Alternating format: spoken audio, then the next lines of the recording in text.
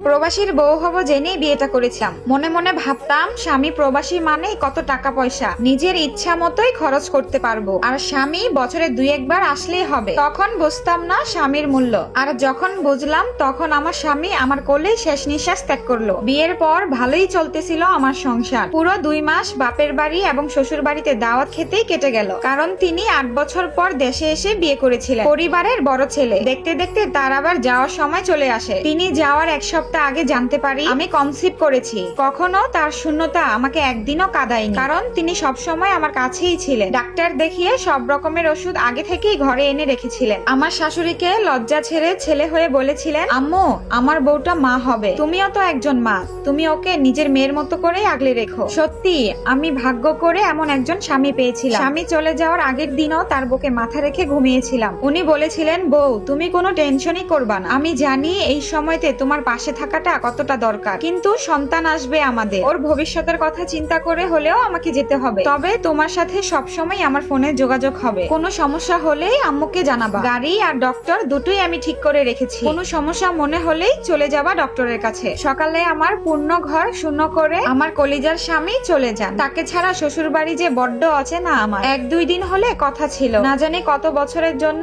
উনি আমাকে ছেড়ে চলে যাচ্ছে। এগুলো ভেবে কান্না করতে করতে আমি সেন্সলেস হয়ে যাই। আমাকে এই অবস্থায় রেখেই সে চলে যায়, ফ্লাইট মিস হয়ে যাবে। যখন আমার সেন্স আসে তখন তিনি এয়ারপোর্টে। বুকের মাঝে পাথর চাপা রেখেই হাসি মুখে তাকে বিদায় দিলাম। আমার স্বামী রাতের বেলা যে গেঞ্জিটা পরে ঘুমাতে, ওটাকে আমি আর ধুইনি। ওটাতে আমার স্বামীর শরীরের ঘ্রাণ মিশেছিল। ফোনে সবসময় ওনার সাথে আমার কথা হতো, কিন্তু চোখের জলে বালিশ ভিজতো। প্রায় 3 মাসের সময় আমি জানতে পারি আমার যমজ বাচ্চা হবে। এই কথাটা শোনার পর আমার স্বামীর আনন্দ দেখে কে, আমি নিষেধ করার পরও সে ওভারটাইম ডিউটি করত। সব টাকাই সে দেশে পাঠিয়ে দিত। আমার শ্বশুর